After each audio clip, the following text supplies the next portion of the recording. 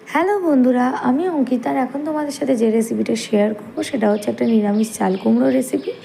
তার জন্য প্রথমে আমি যেটা করলাম, শুকনো খোলায় নেড়ে নিচ্ছি হাফ চামচ মৌরি, 1 চামচ সর্ষে, 2-4 দানা মেথি, একটা শুকনো লঙ্কা। তারপরে দেখতে পাচ্ছ মা সরু করে কেটে রেখেছিল চাল কুমড়ো, ওটাকে লবণ দিয়ে সামান্য উষ্ণ জল দিয়ে আমি ভালো করে একটু সেদ্ধ করে নেব।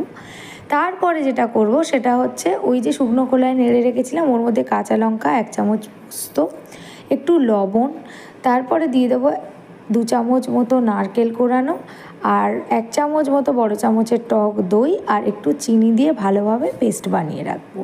এই পেস্টটা অবশ্যই দেবে, অসাধারণ খেতে লাগে। পরে আমি আরেকটু চিনি দিয়েছিলাম, তোমরা চাইলে একসাথে 2 চামচ চিনিও দিতে পারো, কারণ চাল কুমড়ো একটুখানি মিষ্টি মিষ্টি খেতে ভালো লাগে। তারপরে দেখতে পাচ্ছ যে আমি 2 চামচ মতো সর্ষের তেল গরম করেছি ফ্রাইং প্যানে, ওর মধ্যে দিয়ে দিয়েছি একটা শুকনো লঙ্কা, একটা কাঁচা লঙ্কা ফাটিয়ে দিয়েছি অবশ্যই, আর একটুখানি হিং, আর বেশ খানিকটা কারি পাতা, আর অল্প একটু সর্ষে। তার মধ্যে আগে থেকে করে রাখা পেস্টটা দিয়ে দিলাম। এবার পেস্টটা দিয়ে ভালোভাবে নাড়াবো, একটু সুন্দর গন্ধ বেরোবে। তারপরে আমি আরেকটু উষ্ণ জল দেব, আর আগে থেকে করে রাখা সেদ্ধ চাল কুমড়োটা দিয়ে দেবো। চাল কুমড়োটাকে সেদ্ধ করেই দেবে, না হলে এই সময় অনেক গোটা গোটা থাকবে, ভালোভাবে মিশতে অনেক সময় লাগবে, আর তিতকুটে হয়ে যেতে পারে যেহেতু সর্ষে আছে। দেখতেই পেলে আর একটু চিনি আর লবণ অ্যাডজাস্ট করলাম আমি, আর আমি একটু গোলমরিচের গুঁড়ো দিয়েছি ঝালের জন্য, যেহেতু রঙের জন্য আমি ঝাল লঙ্কার গুঁড়ো দিইনি।